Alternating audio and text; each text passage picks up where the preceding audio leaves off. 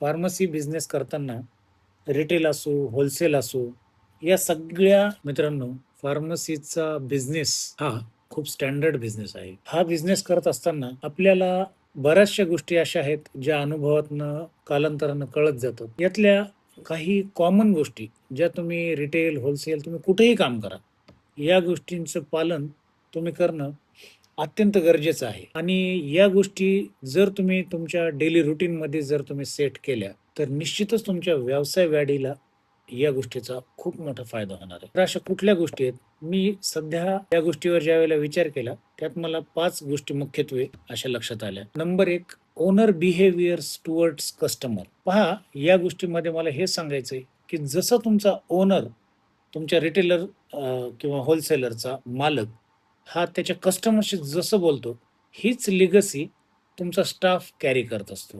तोही पुढे चालून त्याच्या कस्टमरला तुमच्या समोर किंवा तुमच्या मागे तो कस्टमरला त्याच प्रकारे ट्रीट करतो, त्याच बिहेवियरने तो वागायला चालू करतो. त्याच्यामुळं ओनरचं पहिलं काम हे आहे, की त्याने त्याच्या कस्टमरशी वागताना अतिशय संवेदनशील आणि जाणीवपूर्वक वागलं पाहिजे. नंबर 1. नंबर 2, तुम्ही ज्यावेळेला स्टाफशी कम्युनिकेट होत असता, त्यावेळेस कधी-कधी तुम्ही त्यांना खूप फ्लेक्सिबिलिटी देता आणि कधी-कधी खूप स्ट्रिक्ट करता. तर या दोन्ही गोष्टी अत्यंत चुकीच्या वाटतात. या ठिकाणी तुम्ही थोडंसं बॅलन्स साधणं हा एक त्यातला मार्ग आहे. आणि सेकंड थिंग म्हणजे सगळ्यात इम्पोर्टंट गोष्ट, त्यांना पगार कुठेही भेटणार आहे. पण एक गोष्ट त्यांना कमी जास्त प्रमाणात प्रत्येक ठिकाणी मिळणार आहे आणि ती म्हणजे रिस्पेक्ट. मित्रांनो, हा रिस्पेक्ट तुम्ही त्यांना नक्कीच दिला पाहिजे. त्यांना आदराने वागवणं हे तुमचं काम आहे. तिसरी गोष्ट मित्रांनो याच्यामध्ये आहे सर्व्हिस.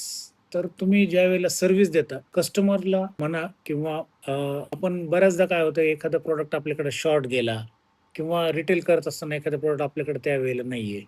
तर त्यावेळी आपण ती वेळ साधण्याचा प्रयत्न करत असतो. त्यावेळेमध्ये आपण प्रयत्न करतो, की आपण आत्ता काहीतरी सांगून ही गोष्ट टाळू, याला पोस्टपोन करू.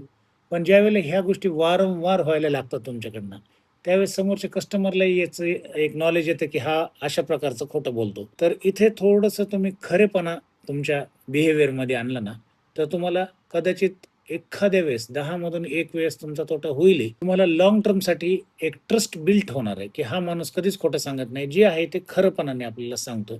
सर्व्हिस देत असताना कमी जास्तपणा येत असतो. जसं की तुम्ही माल पाठवला का? असं जर एखाद्या रिटेलरने विचारलं, तर "हो, हे काय तुमच्यापाशीच आलंय?"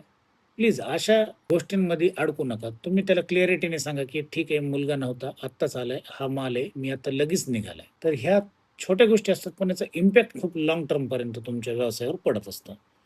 त्यानंतर चौथी आणि अत्यंत इम्पोर्टंट गोष्ट ही आहे, की ज्यावेळेला तुम्हाला पेमेंट रिगार्डिंग जर कोणी कॉल करत असेल, मग तो कंपनीवाला असो किंवा एखादा होलसेलर एखाद्या रिटेलरला कॉल करत असेल, तर तशा वेळी बऱ्याचदा काय होतं, की कॉलच न उचलणे, कॉल उचलल्यानंतर माझ्या लक्षातच नाही राहिलं किंवा आज माझे चेकच संपलेत. अहो, अशी अत्यंत क्षुल्लक कारणं म्हणजे ज्याला हास्यास्पद आपण म्हणू, अशी कारणं देऊन समोरच्याला असं समजतात, की त्याच्यात काय त्यांना गौरवान्वित होत असेल मला माहीत नाही. परंतु अशा गोष्टी प्लीज, प्लीज आणि प्लीज ह्या गोष्टी टाळा. याच्याने काय होतं, की तुमचं नेहमीकरता एक बॅड इम्प्रेशन त्याच्या नजरेमध्ये पडायला लागतं. या उलट जर तुम्ही त्याला कमिटमेंट केलेलं असेल, की तुमचं सोमवारी मी पेमेंट करतो आणि तुमच्याच्याने आता तुम्हाला पूर्ण अंदाज आला, की त्यावेळेला ते होत नाही. तर मित्रांनो, तुम्ही त्यांना स्पष्टपणाने स्वतःहून समोरून फोन लावा, की मी तुम्हाला आज कमिटमेंट केलं पण अजून 4 दिवस, 8 दिवस माझ्याकडनं हे पेमेंट होत नाहीये. प्लीज तुम्ही समजून घ्या. यामध्ये 2 गोष्टी साध्य होतात. एक तर तुम्ही त्यांचा कॉन्फिडन्स पण पूर्ण मिळवतो आणि तुमची देण्याचीच वृत्ती आहे, याची क्लॅरिटी त्याला आलेली असते. ठीक आहे. त्यानंतर चौथी गोष्ट, की तुमच्या प्रिमाइसेसमध्ये, तुमच्या दालनामध्ये जे काही काम होतं ना, हे काम आहे ना, तर लिखित स्वरूपात असणं गरजेचं आहे. तुमच्या कामाच्या वेळा ह्या ठरलेल्या असणं गरजेचं आहे आणि याच्यासाठी तुम्हाला मास्टर प्लॅनर बनवणं गरजेचं आहे. ॲज अ ओनर हे तुमचं काम आहे. ह्या विषयात मी आत्तापर्यंत एवढंच सांगतो. पण हा विषय खूप सखोल आहे. यावर मी भविष्यातही भरपूर काही सांगेल. So happy Sunday. Thank you so much. Bye.